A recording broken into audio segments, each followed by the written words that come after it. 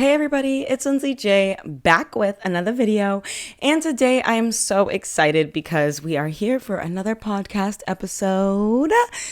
And today will be a very good one because I feel like this is a topic that is important for us to talk about, one, and two, it's something that I mentioned on my other social media platforms and so many people resonated with it, so I thought I would turn it into a whole episode. Please make sure you check out all of my social medias. I have everything the same handle at It's Lindsay J, and I would love to hear from you guys, so make sure you comment on my YouTube video, on my Spotify link, or please just reach out to me directly through DMs because I just love to hear what you guys have to say about these topics. A lot of these things could be deemed controversial, which is partially why I have not actually had a guest yet, because I need people who are open and willing to go deep, and a lot of people aren't willing to do that publicly.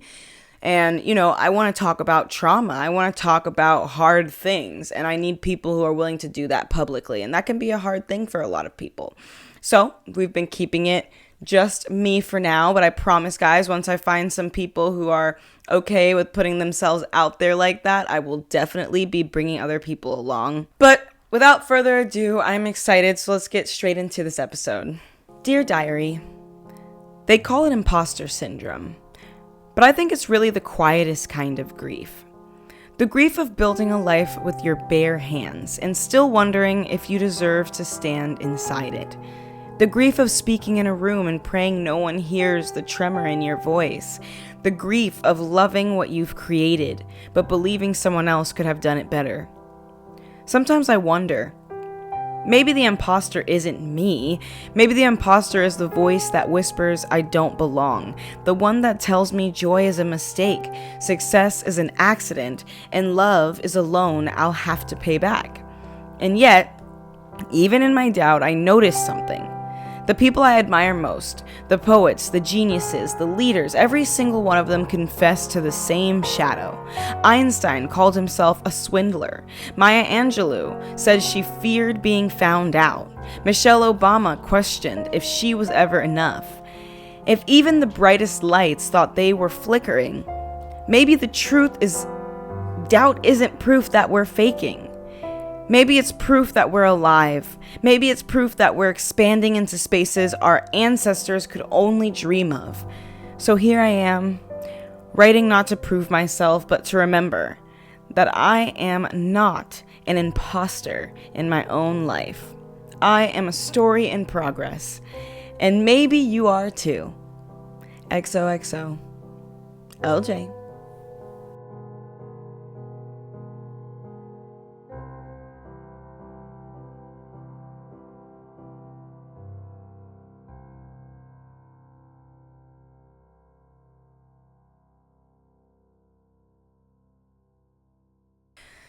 So I want us to talk about what is imposter syndrome. I feel like before we can even get into the meat of this, we need to be talking about what imposter syndrome really is. So it was originally coined in 1978 by the psychologist Pauline Clance and Suzanne Imes. Of course, they were women. And studies had shown that up to 70% of people experience imposter feelings at least once. And a 2020 review found over 80% of high achievers admit to it regularly. I always find this so interesting too, because they always say that the individuals who are highly intelligent tend to be the ones who question their intelligence the most. And the reason I think this is because when you're highly intelligent, you are aware of all the things that you don't know. You're aware of all the things you can't do. And because you're aware of all that gap between who you are and what is available in the world, it makes you minimize yourself and believe that, I guess, you aren't as credible as you truly are. So a lot of people who are highly achieved and doing very well, they will downplay their success because they don't want to be found out. They don't want, something to happen and for some reason, just feel as though they just don't deserve what they have. In neuroscience, brains brains have a default mode network, and that's kind of where rumination and self-referencing comes into play, and it tends to amplify self-doubt. I feel like that is also really important for us to understand, because when we start to ruminate on things, it's really just ourselves almost in this hamster wheel conversation internally where we're like moving, but we're not moving anywhere. We're just kind of running in a circle because we're looping on the same issue without actually making any actions to change the situation. But if you're not taking any actions to change your situation, yet you're still moving, then you're really just in a hamster wheel of exhaustion. You're pushing yourself in a way that exerts a lot of energy. However, it's not worth the gains. I find that we should always think about philosophy when it comes to these things, because there's so many ancient Stoics who wrote about the fear of being unworthy, or like just not feeling like they were worthy of the titles or recognition. And I feel like that just shows us that regardless of how much we've evolved, how much we go, our emotions, our biological need for connection and acceptance is something that has never changed. It's never evolved. If anything, we've kind of, I don't know if devolved is a word, but we did the opposite of evolving, because we live in a society that forces us to push down our emotions. I mean, I don't personally. I think it's unhealthy to do so, regardless of how uncomfortable my emotions make others feel or whatever. It's important to just be real, because guess what? I go through my emotions and I heal. People who keep their stuff boiling down, or they keep their things hidden, it always comes out, and it comes in irrational, illogical ways that are really just self-sabotaged in a pretty gift box. It's not real, growth. It's you self-sabotaging your life and then convincing yourself that you're not, because you feel unworthy of the life that you finally have and always deserved. Marcus Aurelius even confessed doubt about his own authority in meditations. So, that just goes to show us that we are biologically designed for community, because we wouldn't be finding ourselves imposters if we didn't value and desire the acceptance of others, and so many times people try to act like wanting validation from others is this big unhealthy thing, and to a degree it can be. But it's also a normal biological thing. I mean, of course, we're going to want to be, associated with good things. Nobody's going to want to exist in the world and be known for bad, negative things. So we're going to want validation and acceptance of who we are. And we would like for people to recognize us as good people or kind people. It's just a part of being human. It's something that we all like and desire. I always am asking this question of but in our society right now, since so many people feel like they're unworthy of their dreams or unworthy of the lives they want, it makes me question who benefits from us doubting our worth. Probably the powerful individuals, because we're not going to be able to work hard enough to even compete with where they're at, because we're so focused right now on what's going on here at this level that we're at, and believing that we're not good enough, that we don't even allow ourselves to take the actions or live the life of somebody in which we dreamed of being forever. You can't expect that life is going to be easy all the time. You can't expect that everything is just going to come to you how you want, But just because you have to go through failure, just because you have to do things that aren't fun, that doesn't mean in any way that you are incapable or unable or undeserving. It just means that you got to learn how to adapt to the new environment that your body's trying to grow into. You can't keep yourself stuck in a box you've outgrown, because when you do, you make yourself uncomfortable, and then you convince yourself that this box you've outgrown is safety when it's not. It's self-sabotage. You're jeopardizing your own happiness. And the worst part about it is that one day you will wake up and you will look back on all that time and you'll realize how much you missed out, not because you couldn't have it, but because you chose to force yourself to suffer when you could have chosen happiness. And honestly, it's very sad to see that, because so many people do that. It's partially why I'm still single. I feel like men just self-sabotage their relationships with me for absolutely no reason other than the fact that they don't feel like they're worthy of the amount of love, affection, and nurturing I provide, which to me is really just sad. It's a testament to how much we've weakened men as a society. The fact that men don't think they're deserving of love is really sad.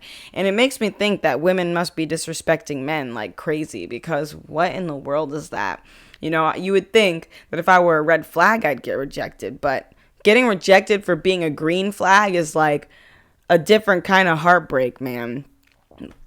Getting told you're always too good to be true, it's like, get over it, dude. I'm not too good to be true. I'm just true. Stop acting like I'm too good. You're just scared because I require a man who grows, an actual man, not a little boy who's afraid of everything, but a real man who grows into the version of himself he wants to be instead of sitting around pretending like it doesn't exist. It doesn't make sense to me. I want to live a happy, beautiful life. And the only way to do that is to accept yourself, accept your weaknesses, and to move on as soon as possible. The longer we stay sitting in the freaking dark, the harder it will be for us to find the light switch, and the more comfortable we get in the darkness. And that's not where you want to be sitting. Nobody wants to sit in dark. Like, that's just not, it's not good for you. It's not healthy. You know, you can't be stuck in this metaphoric, like metaphoric life where you're just existing and you've convinced yourself there are no routes out, which doesn't make sense. It's like people want to make money, they want to get rich, but they don't want to put in any of the work to do so. They don't want to educate themselves on the finances. It's like all the tools are out there. All the things that we want are really simple to attain, really simple actually. But people just can't be consistent. People can't show up anymore because weakness, I don't understand. That's the only thing that would make sense. I mean, it feels like a pretty weak character to just like leave everything that you care about. You know what I mean? That doesn't make sense. So it's just a sad cycle. Everybody just ruining everything all the time. And I'm just like, why are you ruining your life? You're ruining your life. You're ruining my life. You're just ruining lives here at this point. All unnecessarily, by the way, because of fear. And fear to me is not logical. Like, to me, fear is completely illogical because it's not something that's real. It's something that you've created based off of past experiences that were negative, which means that you are currently expecting or forcing a situation that will realistically never happen. And that is exactly why I feel bad for people. This is why they just ruin everything, because they doubt everything and doubt situations. And it's like, okay, so it wasn't that the situation was bad. It was that you chose to make it worse by doing nothing. That is what it really is. And you can sit around pretending like that's not the case, but it is, because if you see that there are ways to get out of your situation and you actively choose not to take the option of getting out of the situation, then clearly there's a problem with you. You are ruining your own life for some reason. Well, actually, no, I'll tell you the reason. You're ruining your life because you don't think that you are worthy of the life you always deserved but never had. And for some reason, you don't want to villainize the people in your past. So instead of accepting that you were mistreated, you make excuses for why you're running away from your future. And this is what I see all the time. People say they want to get this thing done, but then they don't put any of the effort into making it happen. Not because they're lazy, but because they're afraid of putting themselves out there. How many people are saying, oh, I want to be a content creator, I want to be a content creator, but then hold themselves back because they don't love who they are, so they don't post content because they don't feel pretty enough to post content. They don't feel secure enough in themselves to make content. They feel like they don't have enough money to flex and make content. But the irony is there's people homeless and still making content. So the excuse isn't that you don't have the money. The excuse isn't that you don't have the beauty. The excuse is that you are stopping yourself from growing because of your fears that you have created for yourself based off of your unrealistic standards that you have put on yourself due to the mistreatment you've experienced from others. And so now you are projecting that energy onto the rest of your life, and guess what? You're missing out. You're missing out because you could have posted content that you thought made you look ugly and got like 100,000 followers from it, and you would have never known because you gave up your dreams all because somebody else from your past made you feel inferior. Are you seriously going to let other people dictate your future? You're going to allow other people who hurt you to convince you that you're not allowed to go after the life you want? No. I have experienced some really traumatic terrible things in my life. People think that because I'm positive and bubbly, that means I haven't experienced things. That's not true. That's why I'm this bubbly, because I know what it's like to not be like this. And I'm grateful to have gotten to this point in one piece, because I know there were situations where I may not have. And because of that, I've started to realize that instead of living in fear, I want to live in power.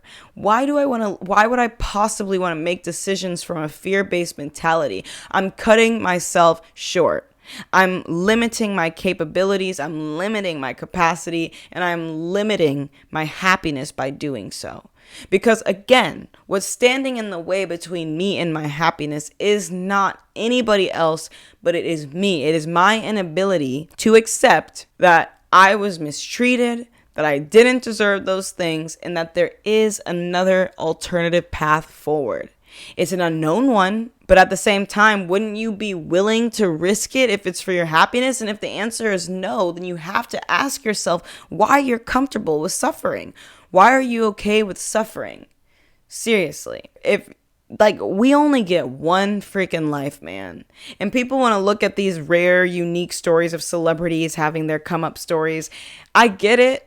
People want to, do all these things. But as somebody who's actually in Hollywood, I will tell you what, a lot of times these people are inflating their stories to make it sound unique and exciting because that's what sells well in PR. When in reality, there are connections going on, like nepotism, people knowing people, There's all types of stuff happening in the back end that you don't know. And because they are projecting that false reality onto you, it forces you to have unrealistic expectations on your own personal growth and career. And it doesn't work that way. It just doesn't work that way.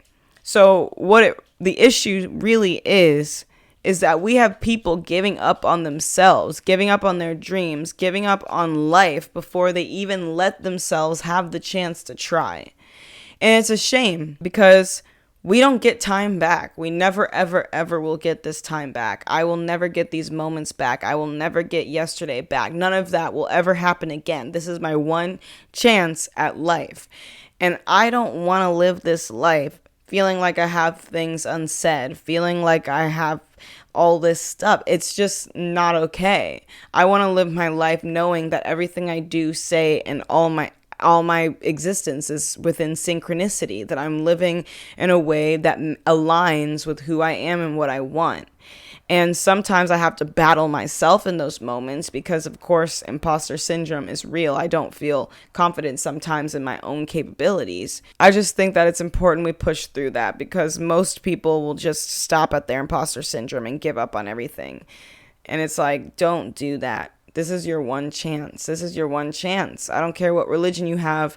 There is no real proof of a heaven or a hell. So you don't actually know what happens after this. So, and if you say that you do, you're lying as fuck because you don't. Maybe the people who have almost died, I could believe it a little bit more. But in general, I really don't think you do. And you need to recognize that because you don't know, that gives you the best reason to live right now. But again, people miss out because their imposter syndrome tells them that they're not good enough for whatever it is that they deserve. Or maybe they don't feel like they're in a place in their life where they're deserving of happiness, so they push it away. But the irony is life puts it there for a reason. If you're choosing to push away happiness, the problem is you, not life. Your life is actually fine. It's you that is the problem. You're actively choosing a life that's worse than a life that you liked, not because of the fact that you don't have an exit plan, but because you're choosing to ignore the exit plan because you don't think you're worthy of the exit plan. And it's just funny to me and stupid because you will never be ready. You'll never be worthy. It's a state of mind. You're not going to wake up one day and be like, oh my God, I'm ready. It doesn't work that way. It's a slow, steady growth. And a majority of this growth can't even happen until you find a primary attachment figure, aka a relationship. So people are really just prolonging their happiness and their own evolution and their own intelligence because they're wasting time pretending like they're doing something productive for themselves when in reality they're actually just not evolving. They're avoiding growth and self-discovery, which is, again, really sad because you just miss out on so much. Like, I hate that because I miss out. I miss out because other people are missing out, and it's so annoying. Now, I want us to talk about how imposter feelings are not always irrational. Most of the times, they actually just reflect a broken system. I would say that mediocrity is kind of an illusion, because success is no longer purely individual. It's kind of like a systemic barrier, and there's like a lot of skewed recognition when it comes to what success looks like. And the people who hold success tend to gatekeep their success. So obviously the individuals who don't yet have that type of success, if you live in a world that values it and you don't have it, it makes you feel like you are not somebody who is as important, as successful. And it makes sense because we live in a system that kind of encourages those types of beliefs on ourselves. Then you have to add to the fact that history exists. So, of course, imposter syndrome is disproportionately affects women, minorities, and first generational professionals, which is actually a part of a study that has happened in 2019 Journal of General Internal Medicine. And again, this is because when you look at our system and how it's designed, there's a lot of classism that goes on in it.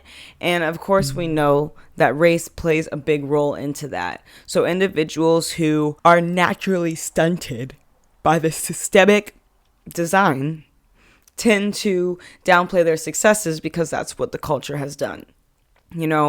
Especially if you're just somebody in general who feels like you've always had to prove yourself to others.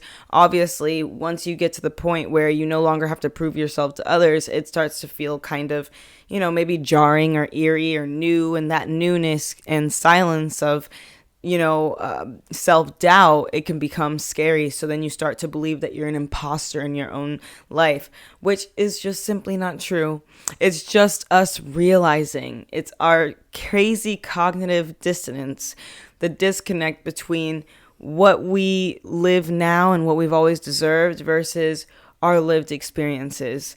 And sometimes people forget to realize that when your lived experiences aren't so positive, obviously, there are going to be things that come into your life that are positive. So you can dictate whether or not you bring that positivity into your life and you invite it more, or if you're going to push it away and try and sacrifice your own happiness because you still believe that you must earn affection, that you must earn all these things, when in reality, you already have. That's why the universe is giving you this opportunity, because you've done the work, you've learned the lessons. And so now is your time. But when you pass out and you miss out on your time, not only do you stunt your growth, but you miss out on the potential for something incredible, because that's the one thing about missed chances. We can't get those missed chances back. We can't get those things back. So once the opportunity is gone, it's gone forever. And that's why I love to just live in the moment. I'm always constantly asking myself every single day, if something happened to be tomorrow, would I go to sleep tonight happy with how today went? If the answer is yes, then it's a good day. If the answer is no, I need to turn that frown upside down, or at least figure something out, because, I want to make sure that I'm living a happy, healthy life. And again, that starts with change. First of all, it comes from self-awareness, understanding your own emotions and knowing when you're not okay, then acceptance of those emotions, acceptance that it's okay not to feel okay all the time, and that in feeling that way, it just makes you human, not weak. And then once you have that acceptance and you go through your emotions and you allow yourself to experience them, you're able to reflect about yourself more, become more in tune with how you respond and process things, which gives you a little leg up in future situations. But a lot of times, again, people will just miss out because they're afraid. They don't understand that in order to become successful or in order to get to the next level that you want, you have to go through change. Some kind of change has to happen, because if you're not living the life that you want right now, then it's impossible for you to get to the life that you want if you don't change your life right now. No change is stagnation, and stagnation in a place where you're unhappy is exactly where you'll stay.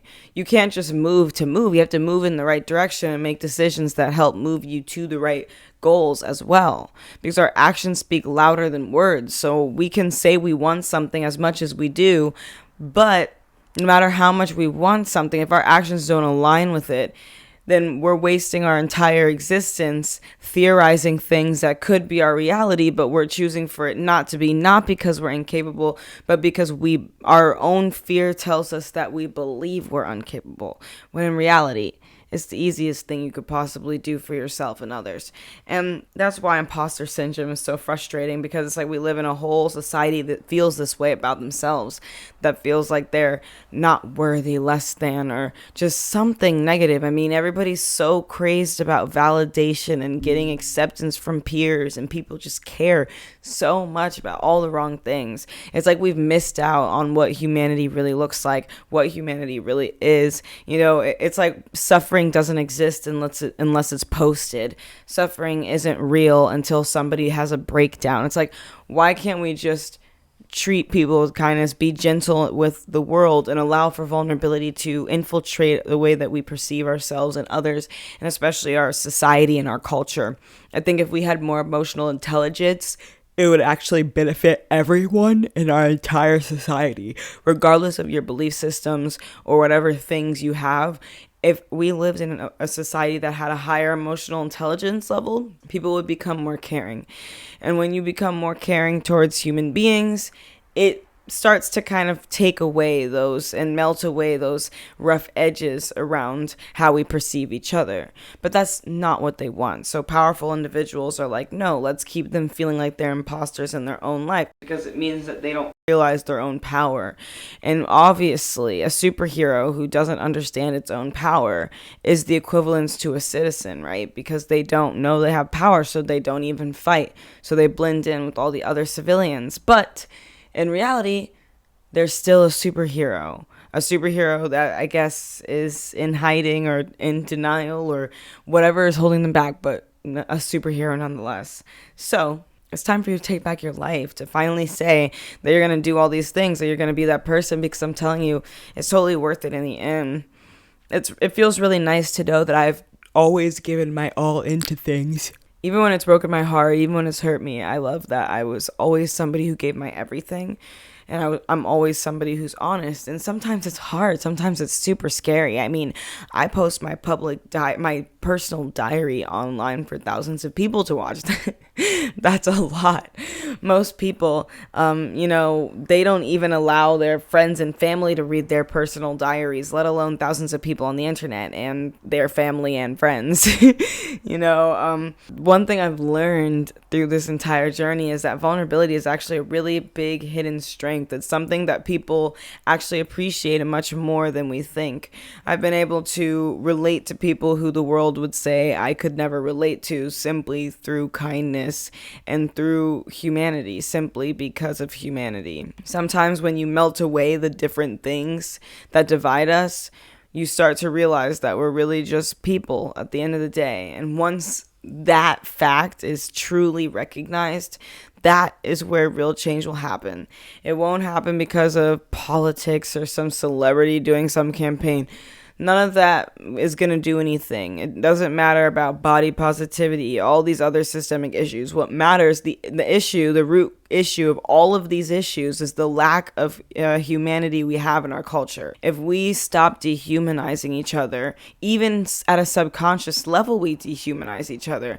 So if we were to stop dehumanizing each other, then these issues that we have would slowly start to melt away naturally. The humans would start to evolve. And scientists have already proven that in many decades from now, a majority of people are going to look similar to people like like me. And that's because we're in a world that is mixing and matching and creating beautiful mixed boxes of kids.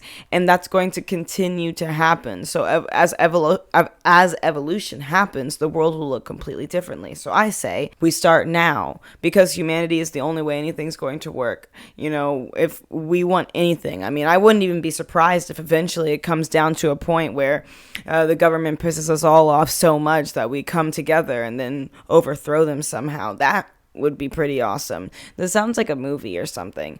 But regardless of that fact, we need to recognize that the people we're trying to fight is not each other. We can't keep fighting each other. We need to start putting our heads together so that we can recognize how important it is for us to unite. Because when something bad happens, we'll have no choice. And at that point, it'll be even more difficult because we'll have this hostile mentality towards each other that's accentuated by a disastrous situation. And people won't want to help. They'll be so scared that they won't want to help. And that is a dangerous society to live in. Because it means in a crisis, it's like, what's going to happen? A purge situation?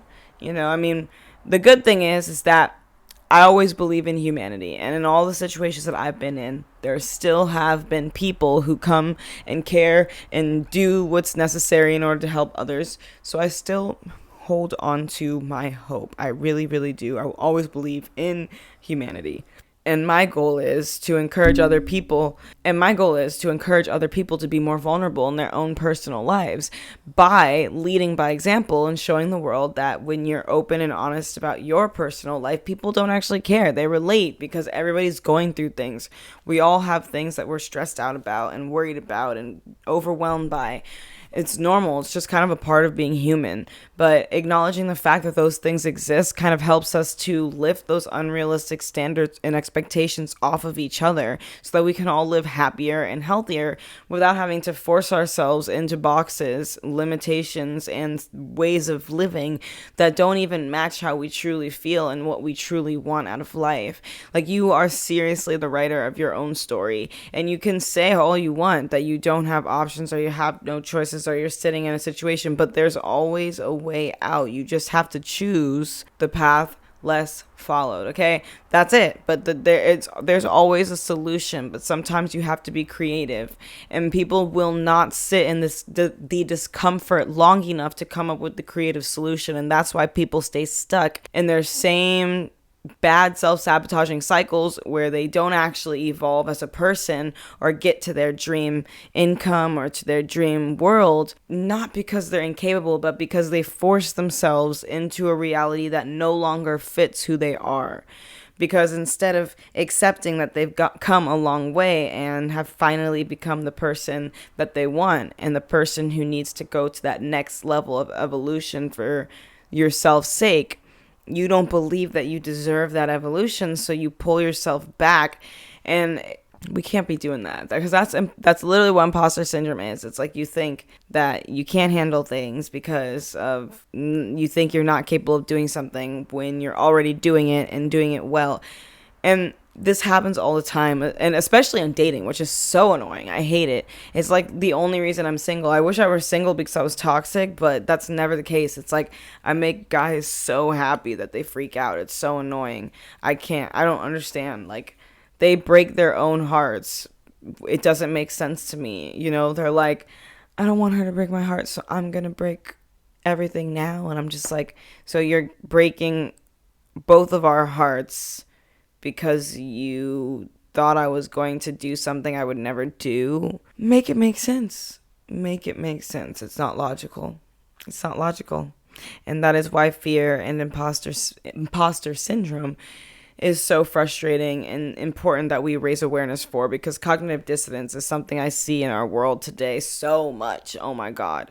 Cognitive dissonance is like pretty much when your heart and your head doesn't match. It's like your head wants one thing, but your heart knows that you should be doing something else. You know, like, if you call yourself a good person but then do things that are mean, your subconscious is going to feel bad about it. So you're going to have a certain level of anxiety and discomfort and cortisol spikes in your nervous system that cause you to be more irritable, anxious, and hostile.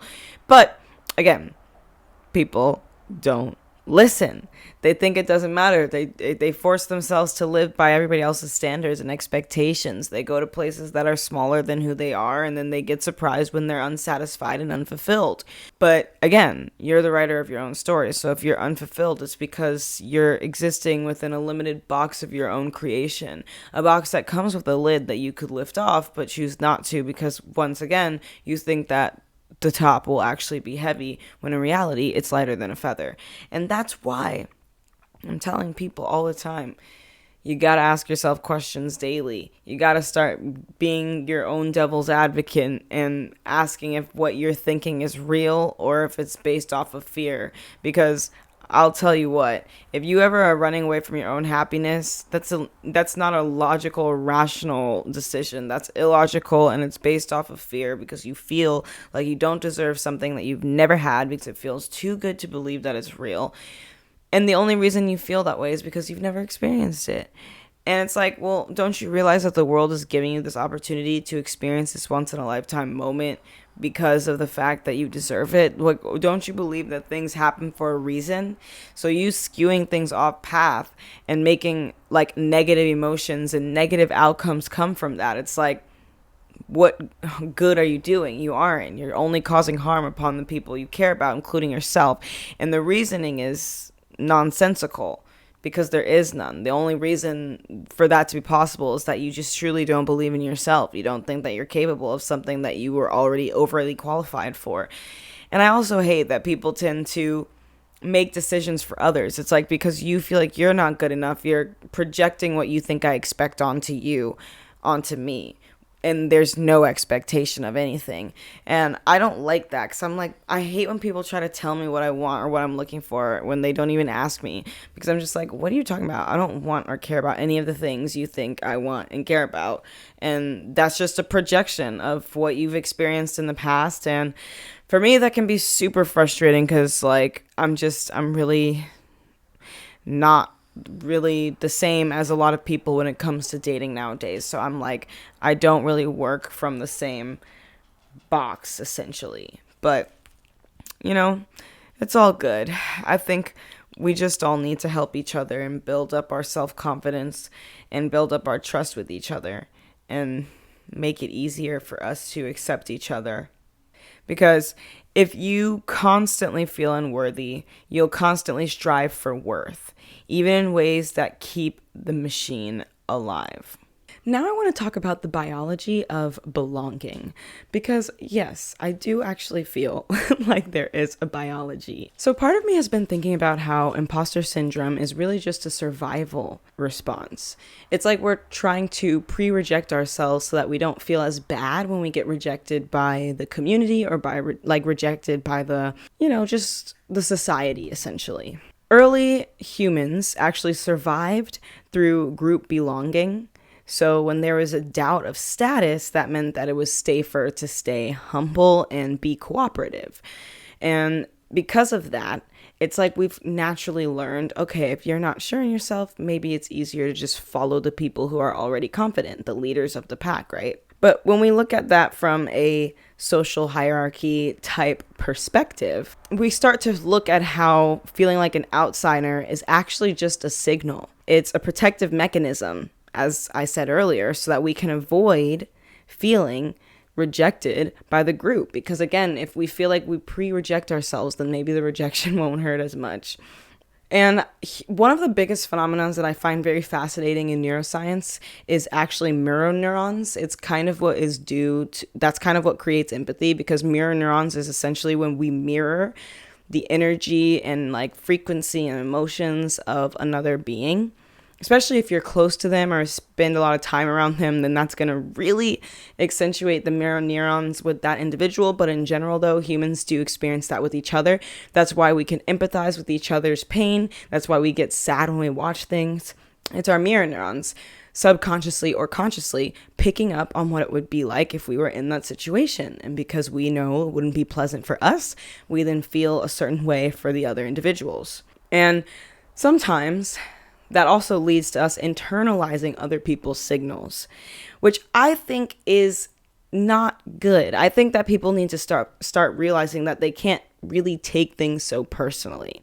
Because when you take things personally, you can misinterpret a lot of things, because sometimes people are just hurting, and we all heard that saying, hurt people, and it's very cliche, but it's true. And I'll break down the psychology of that, so it's not just a cliched caption we all post.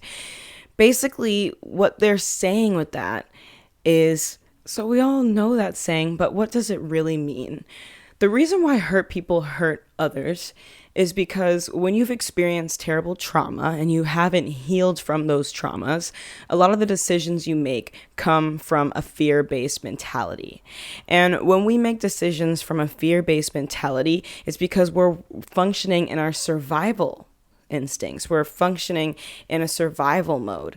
And our bodies don't naturally enjoy being in that environment. So our cortisol levels spike, which cortisols are stress hormones, by the way. All of that spikes, and our nervous system feels a lot of discomfort, even subconsciously.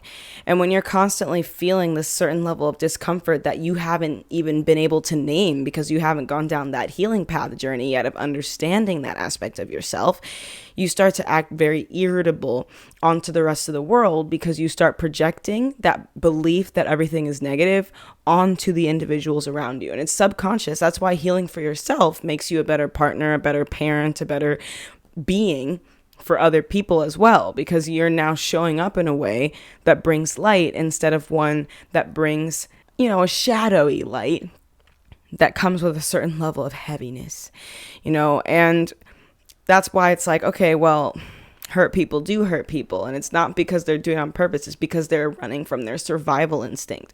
So when they make decisions, even as illogical and as irrational as they are, it's because they're functioning in a survival instinct. And the decisions have nothing to do with you and everything to do with the individual person who's hurting and why they're hurting. And usually the reason why they're hurting is created. And usually the reason why they're hurting is because they have created a bunch of self-limitations that they have convinced themselves are their reality, when in actuality, there are very creative solutions and fun ways to build yourself out of a bad situation. It can be scary, it can be hard, but there's always a solution. Sometimes you just have to sit in discomfort, be scared, and get creative, because at the end of the day, what is the other choice? Sit in the fire, do nothing, burn, and be unhappy when there's a massive world out here with infinite possibilities? It's like a video game. If you know all the cheat codes to the game, are you going to play with the cheat codes, or are you just going to play? I mean, I personally would rather play with the cheat codes because it makes it more fun. It's like playing on the creative mode of Minecraft. You can just kind of build what you want, do what you want without having to worry about things. That's what it feels like to be free from imposter syndrome. That's what it feels like to accept who you are and be happy in your own skin. That's what it's like, because hurt people do hurt people. And it's not because they want to. Is because they're so used to people hurting them that their default is to not just hurt others, but to hurt themselves. And that's why they hurt others. Because what hurt you isn't them. What hurt you isn't the things that they are. It's the decisions that they make in the moments that are vital for communication, vital for, growth and evolution and partnership. That is where all the stuff really comes out, is in those hard times and those hard moments. But I will say one interesting thing, when we were, not as evolved as humans as we are now, like in an anthropological parallel, during the tribal life, overconfidence could actually endanger the group. So self-doubt kept a bit of balance. And again, I think this is because when Homo sapiens were still in exist, like starting out their evolution, when we were first evolving as a animal, we didn't have much, and we also didn't have all these weapons and tools like we have today.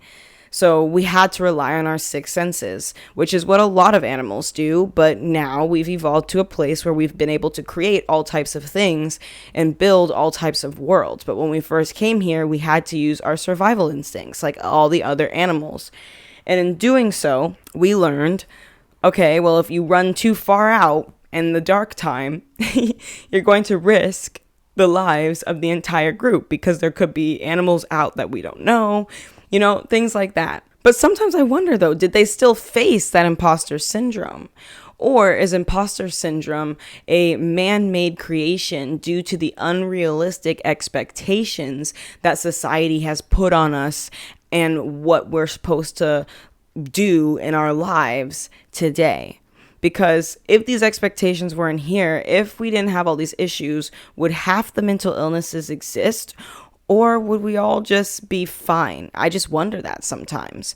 Is it a creation by design, or was it always there to begin with? Because what does imposter syndrome truly mean? It means that you feel like you're not good enough, right? I just feel like if you're in a survival mode all the time because that's just your normal mode, because you're a hunter-gatherer, you're just people who are constantly on that grind, like your brain chemistry, your mind is completely different. I mean, the way that the human mind, human brain, and even the human head has evolved since then is incredible. We've had situations where the human brain has been super tiny. There are cases where it's been massive. I mean, if you look at the evolution of the human brain, the human physical, actual cranium, it's actually very fascinating. But at the same time, when the brain gets bigger, the brain expands and is capable of understanding and taking in more information, as well as spitting it back out. That's what I'm saying. Is it possible for them to have had imposter syndrome back then? Because would they have been worrying about what the rest of the pack thought of them? Unless there was, members in their group or their tribe that was trying to overthrow the king, then yes, okay, sure, maybe there could be imposter syndrome. But I just found that anthropological parallel very interesting, because it's like we have imposter syndrome so much, and self-doubt is like now turning into something that's actually negative for our mental health, when in actuality, back when we were first being in existence, we had to rely on things like that in order to survive. And that's why sometimes I like to think about it, because I'm like, maybe imposter syndrome isn't a flaw. It's an ancient compass pointing us toward community over ego. Because sometimes our imposter syndrome could be a message from our subconscious trying to tell us something, but we just have to choose to listen. A majority of the time, the things we think we're not good enough for are actually the things that we're well equipped for, but don't believe we are, because our previous experiences have shown to us that a situation like that can't exist. And so because of that, we project negative energies because we feel like the outcome will be the same as all of our negative experiences, aka being jaded. And it's a very sad thing. A lot of people, most people nowadays, I think, are jaded, and it's just very sad. It makes the dating world terrible, because I'm like not that way at all. I give my whole heart all the time. It breaks me into a million gazillion pieces, but I would have it absolutely no other way. And I want to also talk about one of the biggest ironic things about imposter.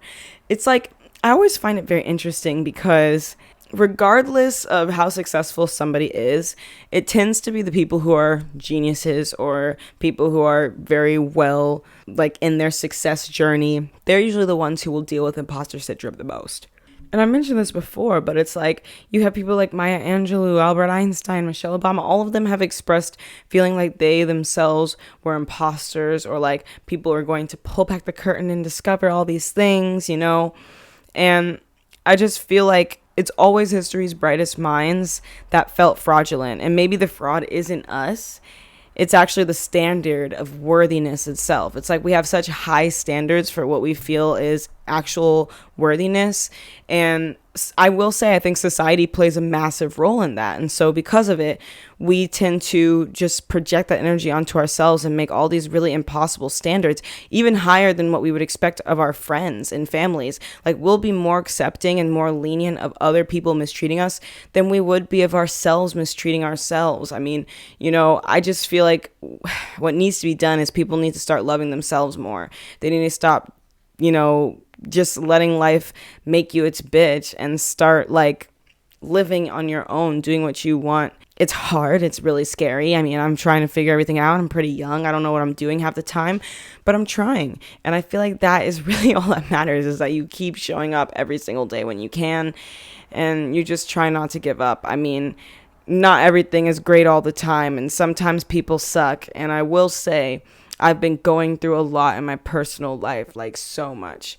But at the end of the day, As long as we can find our purpose and we stay on our path, then, we can eventually, everything will be okay and everything will be figured out. And even in the darkest moments, there's always a way to brighten it up, think of something more positive and bring good energy into it. I swear, there's always a silver lining, always. People just miss out on it because they're so focused on the darkness. But once you make acceptance that you're in the dark, you change your perspective from I'm sitting in the dark to let's find the light switch. It's reframing your mind. It's reframing how you perceive the bottom as the bottom or the bottom as the top. It depends on your perception, right? So if you want to perceive the bottom as the bottom, then go ahead. But to me, I perceive the bottom as new beginnings. So any decision I make from the bottom is going to be fantastic because it's one step further into the future I want. But so many people stay stuck and stay focused on the fact that they're at the bottom that they completely forget that they have the choice to find the light switch this entire time. And then they wake up and it's too late. They come to their senses a little too late and realize they wasted all this time living in comfort, all this time doing these things that actually were meaningless in reality, all because of what? Of fear. Of a fear-based mentality that told you weren't good enough for the life you deserved. And again, that's what brings us back to imposter syndrome. People feeling like they're not good enough for things, feeling like they can't be the ones who get the life that they want. And so because they don't feel like they can have that life themselves, they sabotage it in advance. Because for some reason, people think that actually makes sense when they're going through a fear-based logic. And it's just sad. It makes our community very hostile. It makes trust issues worse. It's very unstable. It's very childish, really. There's really no other word for stuff like that, I don't know. I feel imposter syndrome all the time, but at this point, I just kind of keep going. I just feel like I've gotten to this place in my life where I just don't care anymore. I'm just doing what I can. And that is enough for me. I'm just doing what I can, I don't know where I'm going sometimes. Sometimes I'm scared that I'm going nowhere, that I'm just going to end up being in a box outside one day and begging for spare change on the road. But, it's okay. I'm figuring it out. Hopefully that will never happen. And if it does, even if it did, we'll figure it out. Life is here. Everything happens for a reason, and life is life. Don't lose faith. Don't lose sight. Don't forget who you are. And don't keep traveling far away from your core. They always talk about how you keep going on the train in the wrong direction, the more expensive it is to get back home, the farther you go. And that's what it is. The further you go away from what your heart desires, the harder it becomes for you to get the life you want. Because when you turn around to go and pursue that life that you want, you'll realize that there's all these sacrifices along the way. And the sacrifices, there will be more sacrifices for how long you stay away. The longer you stay away, the more sacrifices you get faced with when it is time for you to evolve and get to that next level. And if you, again, decide to avoid it, it pushes you back. Next time you try, now you have even more sacrifices. And that's the sad part about life. People that they think they have all these unlimited chances, but you don't. And by thinking that you have all these chances, you make it worse for yourself each time, because the clock doesn't stop running just because you feel like it should. It keeps going. Life goes on. Things keep happening. So while you're stuck in this little merry-go-round, the whole world is moving around outside, and by the time you come out, you're living in a different world than when you went in, and you don't know what to do because instead of adapting to the world you were in this whole time, you spent all your time on that wheel, on that one Ferris wheel going around and around, but not trying any of the other rides. You said you wanted to try the rides, but guess what? You've been on the Ferris wheel so long, all of those rides are updated now. They don't exist. So you start to realize a little too late, wow, I should have rode the Ferris wheel once and continued to enjoy the amusement park, you know? But again, people just forget. They lose track, they lose sight, they become jaded, start projecting all their negative energy onto others and thinking that everybody's the same. And it's like, no, not everybody is the same, you know? And again, I don't understand why people just keep feeling that they can't take their life back. Like, go get your freaking life, grab it by the balls, and tell it that it's your bitch, because that is what it is, okay? You can't just keep having life push you down, push you down, and you don't do anything back. Like, you don't become mean because someone else is mean. You can't do that. It's hypocritical. And guess what? The more you live in a life that's not in synchronicity, so you're hypocritical to yourself, the worse your life is going to be. It's such a vicious cycle, and it's a vicious cycle that people are constantly stuck in and don't recognize that they're stuck in it. And then even if they recognize they're stuck in it, don't do anything to get out of it because they think that having to do the work to get out of it is scary. It requires change and sacrifice and all these things, yada, yada, yada. When in reality, it's actually the ultimate solution to everything that they want. They just had to be willing to take the step. And that is what makes everything so frustrating, because I've always had this ability to see things that other people just can't see. In movies, they tend to call people like me an oracle. I can always seem to anticipate how things are going to happen for someone. And it's very frustrating because I'm always right.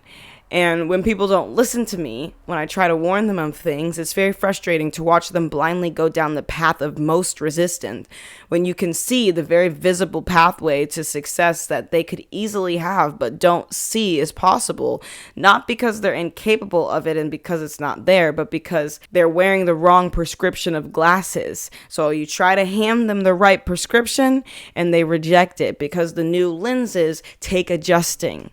And in that adjusting period, sometimes you get a headache for a little bit of time. And so they avoid the headache by staying stuck in the wrong prescription and having a hard time seeing the beautiful pathway that would have been so much easier than the one that they are choosing now, you know? And I'm using a lot of metaphors and analogies today, but I really feel like they are the best things to describe situations like this, because sometimes that's what it takes for people to seriously understand a concept, is to understand what that looks like in a philosophical or existential way. And I've just noticed that even when I wrote about imposter syndrome on my profile and all these things, like, I've noticed that it's something that a lot of people tend to deal with. It's something that we all have like agreed really is stressful to deal with.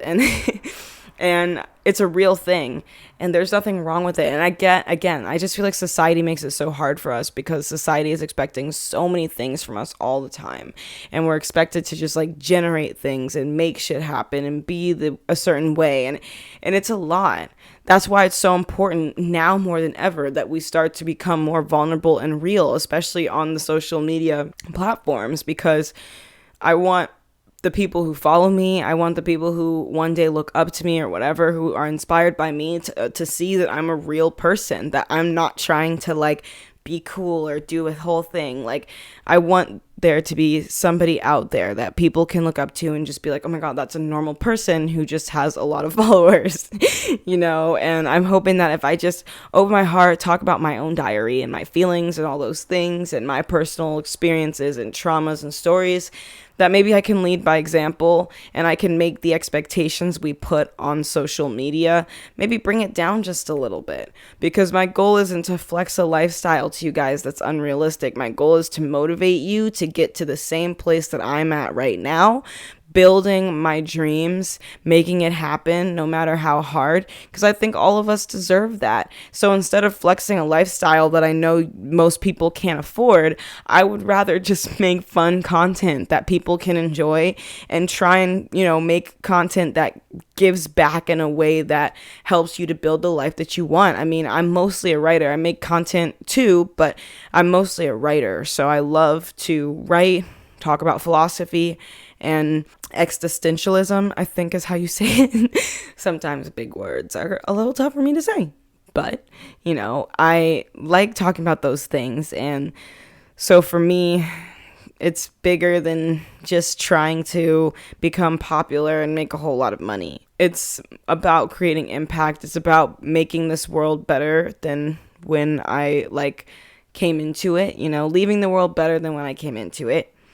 and trying to lead by example, because we're in a digital era. Like, social media is going to be the future. It's only accelerating from here. So if we don't try to integrate humanity into our technology spaces, into our social media spaces, we're missing out tremendously on maintaining the humanity of humans between each other. I think it's super important because, again, if we turn social media into only a highlights reel, like, just imagine all the young kids, all the young people who aren't even going to go after their dreams because they're unexpectedly expecting to go viral tomorrow and just get all the money and all the cars tomorrow. So when it doesn't happen, they give up on their dreams because the influencers they watched told them that they went viral and had a whole life change and everything went really well, instead of telling them the real story of how they actually did things. Some people are out here buying stuff. Some people are out here getting their own ads. I mean, there's all types of things that people are doing, and do what you got to do. I'm not judging anybody. I personally don't really care. I'm just trying to build how I can. I don't really care about what other people are doing, but it's just to say, tools out there exist for a reason. So, just do what you can, invest how you can, be a good person how you can, so that you could show up for the world, yourself, and the people that you love in a way that is productive, proactive towards your growth, and doesn't keep you stuck in a self-sabotaging cycle that rips you away from your own happiness. You don't want to wake up 10 years from now and realize that it's too late, that you wasted 10 years of your life living in comfort when you could have had both comfort and success. Because I guess it also is that success is subjective, right? But my form of success is like having so much money, you're financially free, not having to do any kind of 9-to-5 work, making money in your sleep. I have an incredible husband or partner in my freaking life. And, I want kiddos and the whole freaking thing. I mean, honestly, I can't make those decisions without my other half. Like, I don't really care if I do those things or not. I'm a little untraditional and traditional at the same time. We won't get into that. But, I just want a happy, healthy life, and I want to be financially free. And that's what a majority of people want. But, they make it seem like this is such a hard, unrealistic goal to attain that people give up before they even try. And it rips them of their own happiness, of their own potential. And then they take the easy route of what everybody else does, or the easy route of what their family or friends or whatever the heck says. And because it's easier, it's the path of less resistance at the time, people stick to that. But long term, it doesn't work. Long term, it doesn't work because eventually the cognitive dissonance is going to catch up, and you're going to realize that you're living in a life you don't even want when you could have had the life you did want. And it sucks because I hate when people feel that way. I hate when people realize things in that kind of manner. And then a lot of times, they'll somehow think that it's much harder to come back or do things than it actually is, when in actuality, it's really just about going back, doing what you got to do. It's not even a big thing, but people anticipate so much negativity that they because of their anticipation of something bad happening, plan an entire storyline and narrative around that one thing, even when it's not even true or accurate to the reality of the situation. So annoying. That's why I hate assumptions, because it's don't assume things about me. Haven't you heard the saying that if you assume things, you're making an ass out of you and me? Because come on now, that's what's happening here. So now I want to talk about how we can take back. Okay, honey, we gonna take and start reframing it from pathology to power. Instead of looking at doubt like it's just doubt, start looking at it as evidence of growth. Feeling like an imposter often arises precisely when you're breaking new ground. So in the situations where you feel like you are doubting your success, doubting your skill sets, doubting your capacity for something, it's not because you don't have the bandwidth. It's not because you're incapable. It's because this is something new that requires a certain level of growth that you have not gotten to. And whenever we're called from the universe to evolve or to grow in a way that we're not used to, in a way that makes us uncomfortable, we can treat that like it's an opportunity, or we can use it as an excuse. So when we're breaking new ground and we're being called into this next version of ourselves, This is actually a concept in Buddhism that's called the concept of anatta, which is no fixed self. And it says that we are always in a flux. So, of course, we feel fake when identities shift, which I can totally see. It's like, how many times have we been in situations where, we've just felt like we've like a situation has made us feel different about the world and different about the way that we perceive things. I just feel like that's something we have totally been doing our entire lives. As we grow up, we don't keep our identities the same. We start to learn more things about ourselves as we grow older. And because of that, it causes us to start sometimes feeling like, wow, this is really weird, when you become self-aware enough to recognize the fact that you're actively changing. And so because you're changing, sometimes you have this pressure on yourself, like, wait, is this really me? Or like, is this someone else? Am I playing a role? And it's like, no, this is actually you. It's just you in the process of meeting the version of yourself that you've never gotten to. And that's why it's unknown. That's why it's unfamiliar. That's why it's new. That's what growth is. Growth challenges your current bandwidth because you got to stretch above where you're at if you want to grow. If you want to evolve, that's what growth is. If you got a box and the box is small, then you're going to have to move to a bigger box as you grow. And in that process of moving into the new box, you have to adjust to the extra space. So you're like, oh my God, what is this? Is this really my home? I don't think so. And you can either choose to go back to the small ass box, or you can stay in the big one and fill it out and make it feel like home. I choose to do the latter. I like the idea of taking the big box and turning it into home because I do not want to go backwards. I have done so much in my personal journey to evolve to the place that I'm at right now. I've gone through so much in my life. That's why I'm able to be so kind and grounded. It's not because I haven't experienced things. It's because I've experienced some really, really terrible, traumatic things, and I've come outside of it. So I would like to just say that it's always very important that we understand ourselves. Because when we understand what our dream life looks like, then we have to start breaking apart what that version of us is like. And if you can list all these characteristics of what your future self will be, and that's like your higher self, the version of you would ideally be in the perfect society, there are attributes to that perfect version of you that you can start exhibiting now. If they have a certain routine they follow, start following the routine right now. You don't have to have the matching bank account of your dreams to start becoming that person. So the longer that you wait to become that person for all these other factors, the longer it takes for you to become that person. Because the finish line is consistently being pushed forward. So every time you get close to the finish line, it's like you're throwing it further each time. So you never actually ended the marathon. So while everybody else is celebrating, guess what? You're on round 3 of another marathon, almost dying of tiredness because of the fact that you've been running this whole time and forcing yourself to continue a race that's already done. I mean, wake up, y'all. Start living your life. Take it back. Stop. Don't let the opinions of other people, especially don't let the opinions of other people dictate how you live your life right now. Don't go out and be so worried about what other people are thinking of you. Just have fun. It takes so much time and energy to like actively care about what people are doing and how they're feeling about you or what you're wearing or like it just takes so much effort to care about all those things. Just show up and have a good time. Like I've literally gotten to the point now where I don't even look into things. Like when people invite me to do stuff, I don't even look at it. I don't know any of the celebrities. I don't know any of the stuff. So I just go, and it's very exciting because even just the other day, I went to go see my 2 friends DJ. And I saw that there was some dude who was also playing, but I didn't know who that dude was. I was just going to support my friends, and I didn't actually look into it. But once I actually got there, he was a really great DJ, and then I find out that he's actually very popular online. But again, I feel like a lot of the excitement came because my goal was to support my friends, and then I got really surprised by this additional situation, and I feel like that's more exciting. I don't know, maybe if I knew everything else, I would have been showing up a different way because I'd be nervous. I don't think I would, honestly, but for a lot of people, they're around celebrities or people who are like cool or whatever, they might feel some type of way, so they act differently. But if you like have no idea what you're getting yourself into, you kind of always just act the same. That's why I don't like to know what I'm getting myself into. And it makes life very fun, I'll say.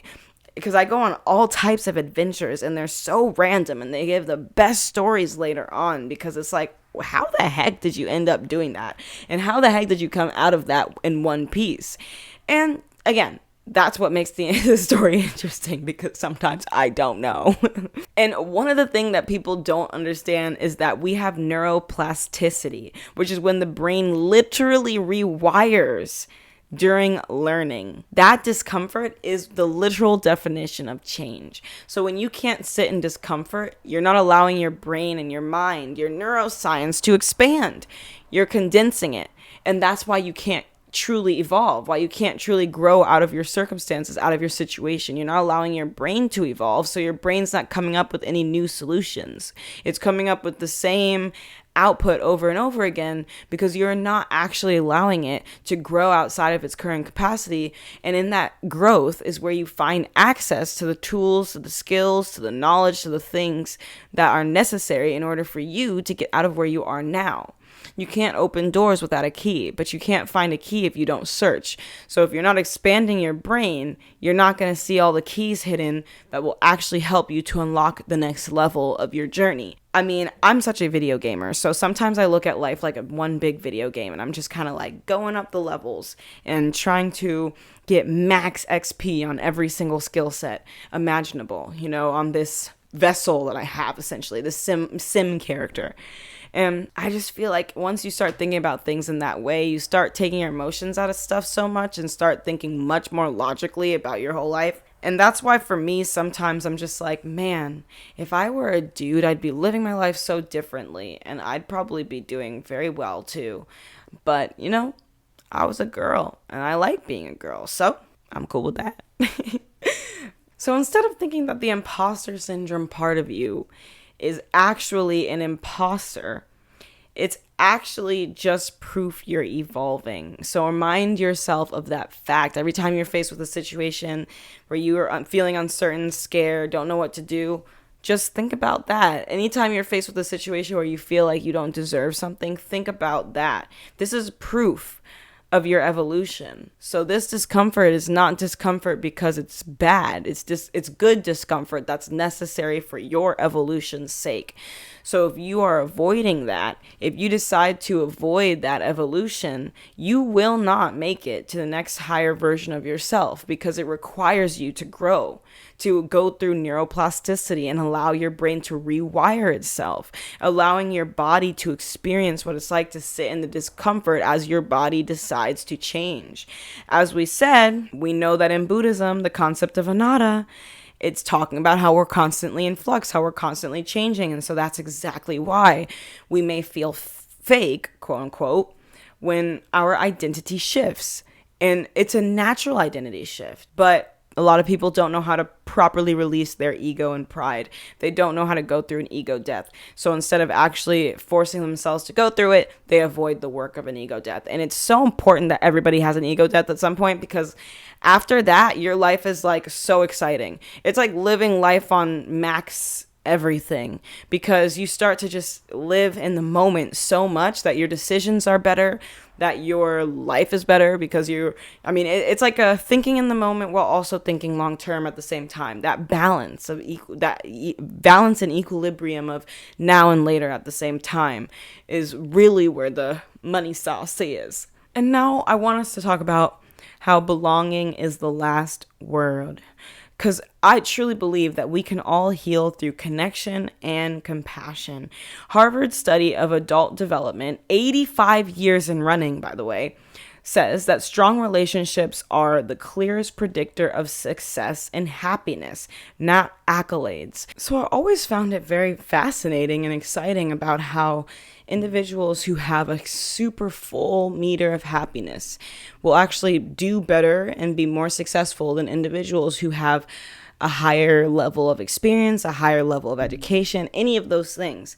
The person who's happy will be more likely to succeed than the other individuals, because regardless of the fact that they may be smarter, their brains are incapable of coming up with creative solutions, expanding their ideologies.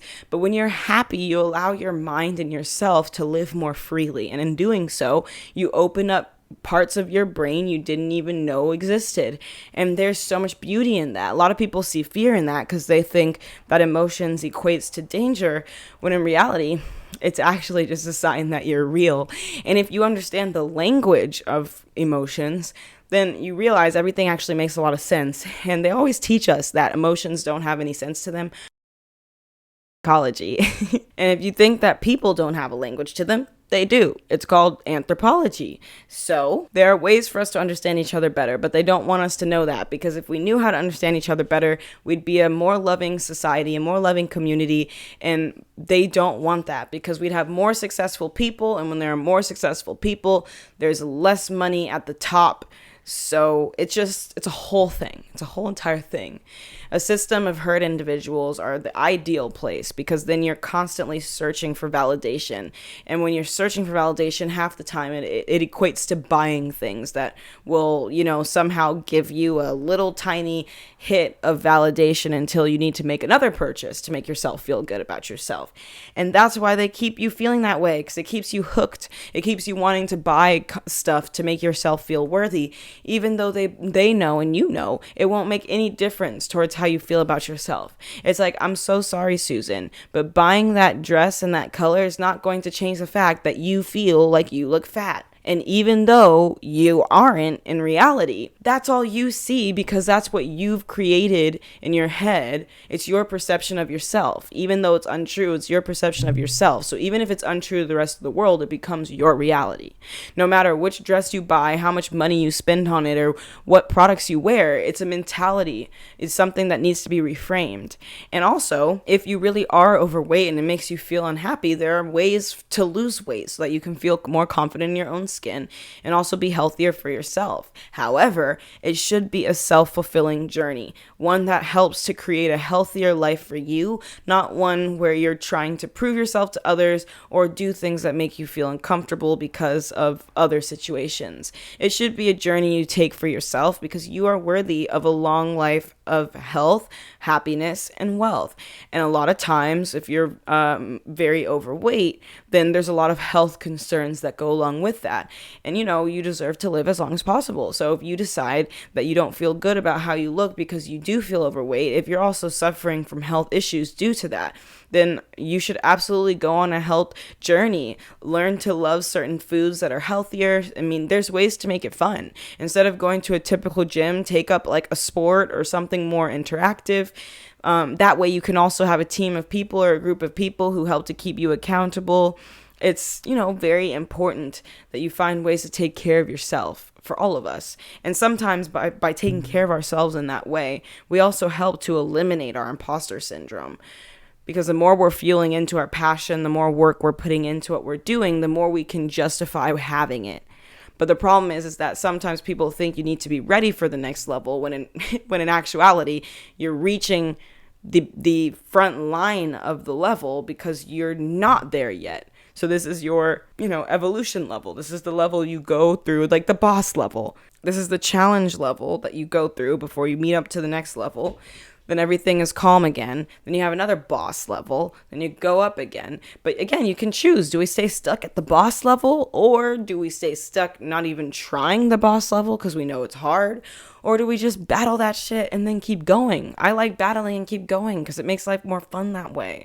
But you're not an imposter in your own life. That's just you catching up to the fact that you're living the life that you deserve and never had. It's your body finally accepting the fact that you were mistreated, and that's okay. It's just a reality. Because sometimes people are stubborn. They don't want to acknowledge the fact that they were mistreated by someone. Especially men, I've noticed. They do not like to admit being mistreated.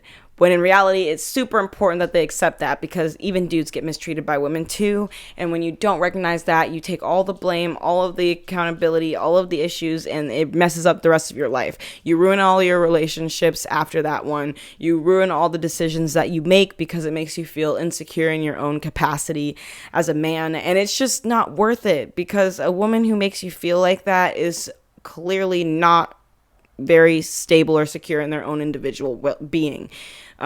I just will live and stand on the grounds that a secure woman does not leave a mess. Okay, she just doesn't. And that's, for me at least, I don't think there's a single ex out there. Maybe there's one or two, but I don't think there's a single ex out there I could hit up and we'd be on like really bad terms. I just don't see that happening with any of them. I mean, I wouldn't be close to any of them ever again, but I can't say that I've had like such a bad falling out that it's just like a whole thing. I don't even think I would want to talk poorly of any of the guys that I have dated. Not everything has been great, but you know, in comparison to how I see women getting treated all the time, I'm like, man, my low standards is a lot of people's high standards, and that's a problem. That is a problem, but it rules out the weak very quickly. Okay. I'm like, look, dude, if you can't be a gentleman, if you can't take care of things, if you can't treat me a certain way, then you are out. It's nothing personal. It's just what it is. When your standards are so high, you take emotions out of it. It's just what you want. You're like, look, this is my long-term future we're talking about. I'm not about to go play it around, settle down for some idiot who can't even handle it himself. No. If you don't court me properly, you don't do things properly, you don't get me. That's it. That's what it is. That's how it goes. That's what it is. It's my rule. They can keep coming back and trying as much as they want, but if there's no growth that happened, if there's no change that happened within them internally, then nothing's going to happen. Because for me, it's like, I want a commitment. So unless a man comes back and he's ready for that, then it's like I usually end up just pushing them to the side because I don't do anything casually. So I'm like, look, dude, you lost me. I was interested in you. You decided to mess it all up. And if you're not coming back, being more serious and wanting more of a commitment-based courtship, then you're just wasting my time and you're wasting your time. Because I'm not the type of person who gives out to men. So it's like, look, dude, you're just wasting your own time if you want that, because you're not going to get the kitty cat. So you might as well give up now if you're not trying to do anything serious with me. I'm not your girl, honey. I'm not the one. And I also want to talk about how community mentorship is the perfect way for us to combat issues with imposter syndrome. Even a study proved this in 2022, around the time we were all going through the COVID crisis, essentially. So it's like, maybe the real imposter isn't us. Maybe it's the voice that says love has to be earned. And maybe the truth is you already belong. It's just your fear of belonging that makes you feel like you don't. So I want to thank you guys so much for listening to my podcast today. I hope you had a really great one. I hope that somebody out there found this inspirational. And please go and listen to some of my other podcast episodes on YouTube as well as on Spotify. Leave a comment down below. Let me know what you think and tell me how you feel about imposter syndrome. If it's something that you've dealt with before, and what do you do in those moments to try and make yourself feel more worthy in those situations. Please make sure you go and check out my links in the description box. Reach out to me on Instagram, especially because I'm like always on Instagram and I love to respond to people. So just shoot me a DM. Tell me about what you like, what you don't like. Just come say hello. I'm happy about that too. But let's get on to the outro entry. Dear Diary, tonight I realize maybe the cruelest lie we ever believed is that we had to earn our existence. That belonging was conditional. That love was only for the flawless. That worth was a prize, not a birthright. But if imposter syndrome is the ache of being human, then maybe the cure is remembering that being human is enough. That the stumbles, the doubt, the trembling confessions, they are not the cracks in our story. They are the proof we're telling it honestly. Maybe the real imposter is the idea that we must constantly prove ourselves to be worthy of the air we breathe. And maybe the revolution is this: choosing to belong to ourselves without permission slips, without certificates, without applause. Because here is the secret I'm finally learning. The very fact that you feel doubt means you're stretching. The very fact that you question your place means you've already stepped into territory your younger self couldn't imagine. And the very fact that you are here, listening, breathing, trying, that is enough. That has always been enough. So tonight, I close with this. You are not an imposter. You are the evidence of survival, the embodiment of becoming, and the story only you were meant to tell. And the world is aching for you to tell it. XOXO, LJ.